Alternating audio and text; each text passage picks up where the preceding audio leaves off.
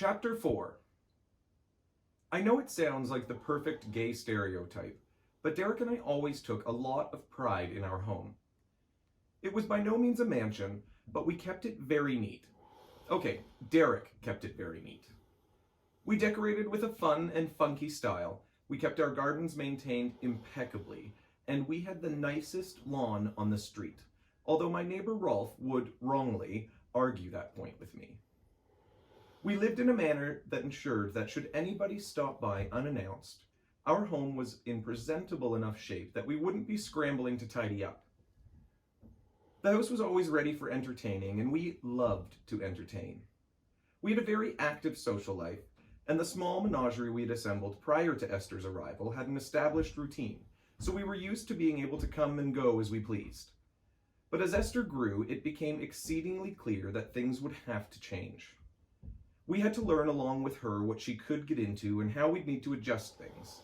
And by things, I mean the entire layout of the house. One day a lamp would go flying off an end table and it would be clear that there wasn't room for a lamp or an end table there, because Esther needed that space to turn around. We basically redecorated as we went, based on how large she was at the time and thus what she could knock over. And it was fine. Change is good.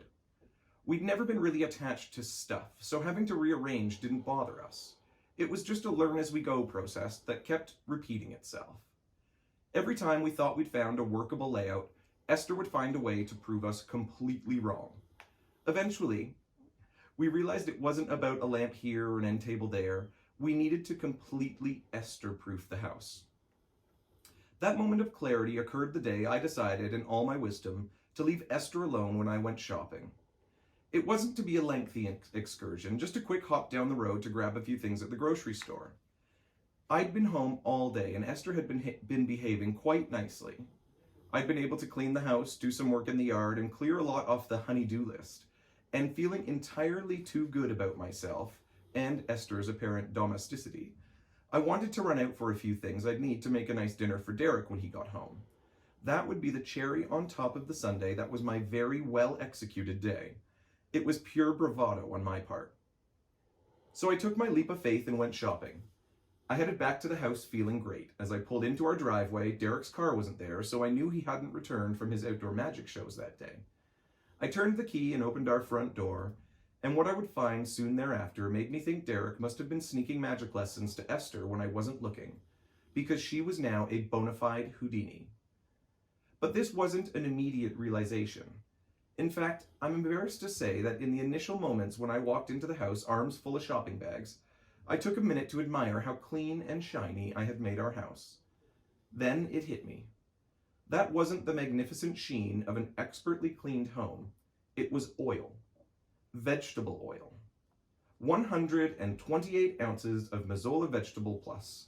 Cholesterol-free cooking oil everywhere. I'm not sure how she did it, but Esther had found a way to get into the gigantic jug of vegetable oil, one of those huge ones, basically a vat with a handle, and the entire kitchen hallway and walls were covered in it. The walls were literally dripping oil. Our house looked like the vegetable version of the Exxon Valdez had passed through.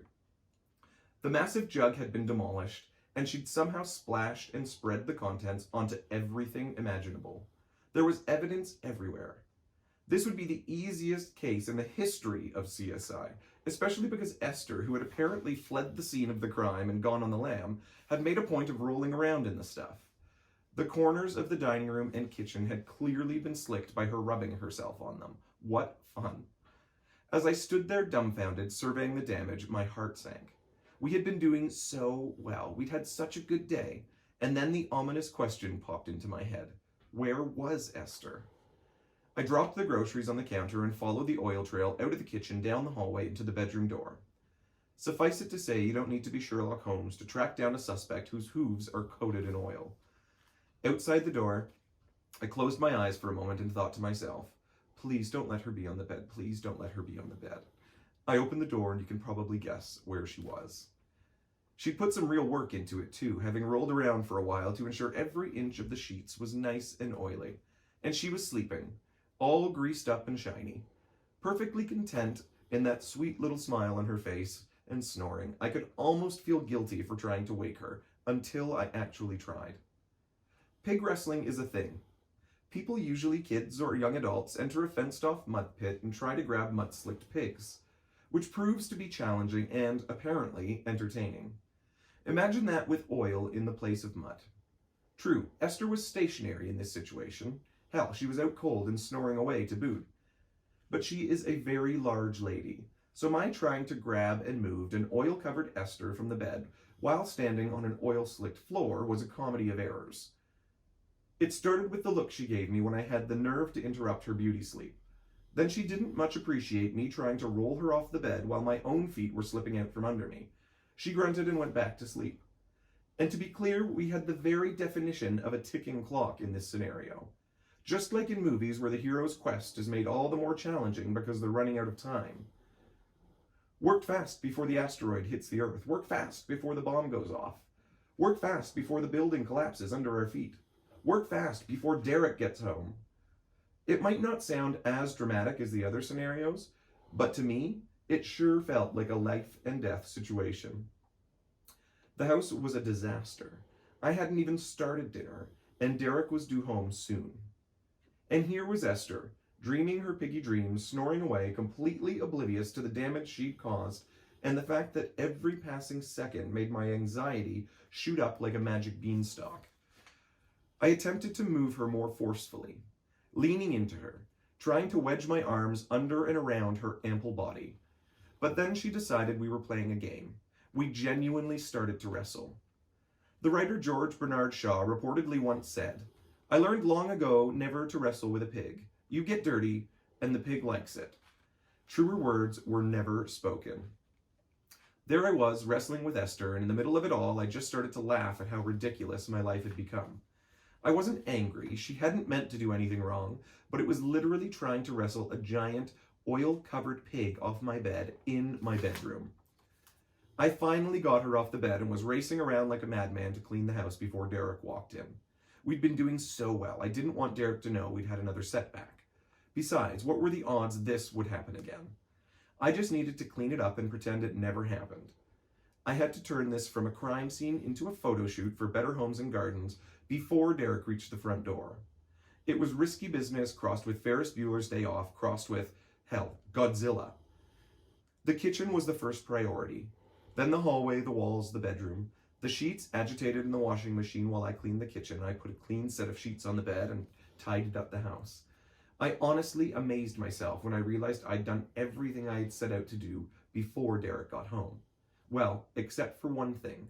I didn't actually have time to make dinner, which was the whole reason I'd gone out to begin with, thus leaving Esther alone and giving her the opportunity to submit her application as a Tropicana nightclub dancer circa 1975. But at least the house was clean. Determining Esther's worst kitchen disaster would be a highly competitive contest, but the vegetable oil tsunami would certainly be a finalist. Someone needed to be home all the time to make sure Esther was taken outside to pee. Doggy doors are one thing, but a piggy door is an impracticality. And the idea of having guests over changed entirely. We always had to plan in advance to deal with the daily effects of Hurricane Esther to the house. We ended up making a little checklist to review before anyone could come over, something to keep our guests and their possessions safe. We went from relaxing with friends and a glass of wine to a state of hypervigilance, lest Esther start exploring a stray bag, purse, or backpack that had the misfortune of being within her reach. It was a lot to handle, but we took most of it in stride. As much as we realized that having a pig in the house was new for us, we also knew that being a pig in a house was new to Esther. All the while, she was growing up and learning how to manage her new surroundings. And when I say manage, I mean manipulate. So we had to take a lot of extra precautions, especially pertaining to food. The trash cans were attached to the cupboards with bungee cords so she couldn't knock them over. We tried baby gates. We had to tape the freezer shut, and still do to this day. Because she would open the stove and drawers with ease, we had to find other places to store things where she couldn't get at them. But there was always that moment when we'd close the cupboard and it wouldn't quite latch, and we wouldn't realize it. But Esther sure did. And the next thing we knew, there would be $25 worth of cereal dragged out onto the floor. If she gets into the dry goods, whether it's oatmeal, snacks, you name it, whatever she has is now hers. You can't take anything away from her once she has taken possession of it. She's like a dog with a bone. A big, strong, clever, and very emotional dog with what she considers a hard-earned trophy in her mouth. This isn't something you want to interfere with. You just have to clean around her, because the minute Esther thinks you're going to take something away from her, she panics. She'll take off, parading around the house with whatever it is in her mouth, accidentally shaking its contents out everywhere. There is no stopping her. At first, the added anxiety for us was a lot to deal with. Not that anything Esther did in itself was all that terrible. A chair knocked over, drink spilled on the floor, nothing too horrible in any single incident. But over time, the incidents added up. I dealt with it a little better than Derek did. He had come from a home where everything was always immaculate. His parents had set very high standards, and he took a lot of pride in following their lead. The house was always tidy. Broken things were repaired quickly and properly, no slapping on some duct tape just to get by. You could eat off the floors of that home. So for Derek, the change was a lot to deal with. I think the biggest problem was that he never got a respite. With Esther in the house, there was almost always something going wrong. One day she'd surprise you and be a perfect angel, good as gold, and you'd think, wow, she's getting it. Then, bang, 25 kilograms of basmati rice gets flung wall to wall in the kitchen. For months afterward, we'd still be finding grains of rice, kind of like Easter eggs. One day we'd be cleaning the house and would randomly find grains atop a picture frame hanging on the wall from one of Esther's episodes weeks earlier. We tried to teach her how to live in a house. Our teaching methods could also be filed under trial and error. The truth is, we were being played the whole time. Esther is ridiculously intelligent and one hell of a manipulator. If you had to describe her in 2 words, you couldn't go wrong with smart and opportunistic. People always say pigs are smarter than dogs or cats. The truth is, it goes way beyond that. When Esther realized that stealing food got her in trouble, she didn't stop stealing food. Instead, she devised a whole new method of larceny that made it easier for her to get away with it. She'd do it in steps. Esther's schemes were brilliant. International jewel thieves could learn something from her. The first time we realized she was up to something, we were sitting in the living room watching TV. There's a little half wall between where we were sitting and the kitchen, so I couldn't see Esther, but I heard some rustling. I peeked over to see what she was doing. I watched as she opened a cupboard, then turned around and walked out of the room. I was intrigued, so I sat and I watched. A few minutes later, she went back into the kitchen. So I got up and walked around, being careful not to follow her, but making sure I could get a glimpse of what she was up to. By the time I got to the kitchen, she had pulled out a basket of food, but she didn't take it with her.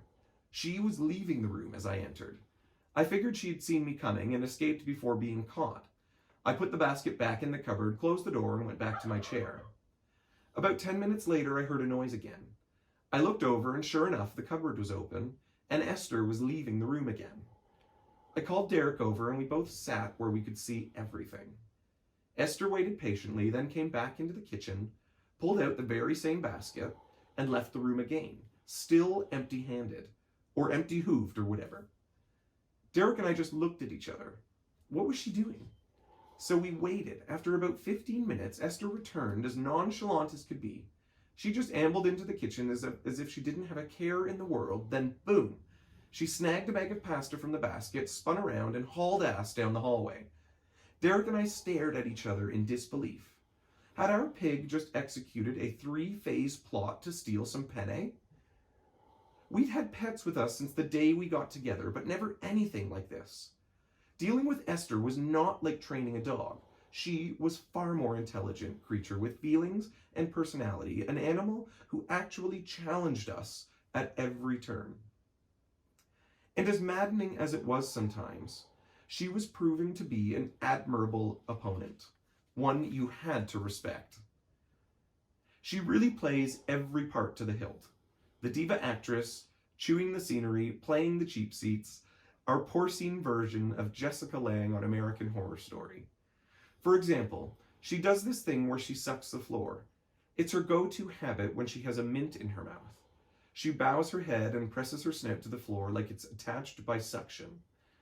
During her elaborate food heists, she'll do this and just kind of hang around like nothing is going on. La la la, I'm just a pig hanging out and definitely not getting into any trouble. Don't mind me. That's our baby. Huge pain in the ass at times, but we're constantly amazed by her genius, which she usually exercises by being a huge pain in the ass. And despite the little headaches she would give us throughout the day, afterward she always came looking for a cuddle. That reinforced for me that no matter how annoying Esther's presence in our small home could be, she was still this adorable little piglet that loved nothing more than lying beside you and tucking her face under your arm while she slept. I melt when she does this. How can you not? She really is just a big baby who wants attention and affection. And when we thought about the alternate life she would have had without us, it really made us focus on giving her the best life we could and concentrate on the big picture and not the annoyances. Esther wasn't just another dog. She had been destined to become someone's dinner. All the little headaches were nothing compared with saving this incredible being, this member of our family, from that fate. As we Esther-proofed the house, we learned what she could and couldn't get into with her little shovel snout. Answer: there is almost nothing she can't get into. Our formidable opponent also resurfaced when it came to her water bowl. In the battles we fought with Esther, this very nearly was our Waterloo. Esther enjoyed flipping the bowl over. It was quite large and thus could hold quite a lot of water. We're not sure what pleasure she derived from it. Maybe she just did it because she could, kind of like dogs licking their privates.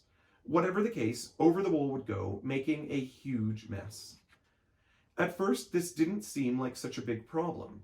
If the bowl itself didn't contain too much water, she couldn't make too much of a mess, right?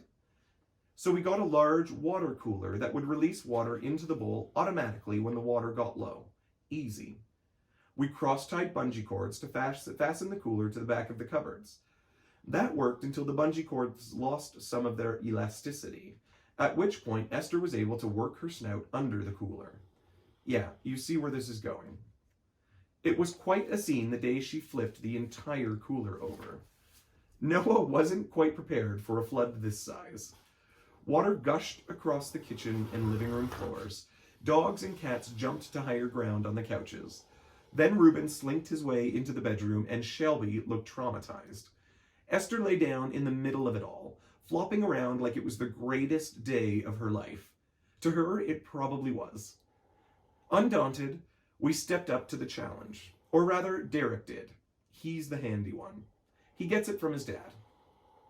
Derek decided to screw a water bowl into the wall.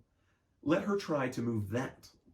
I still remember him standing there with his arms crossed, looking very pleased with himself, and then his look of absolute disbelief as Esther tore off the bolts and knocked the whole thing over.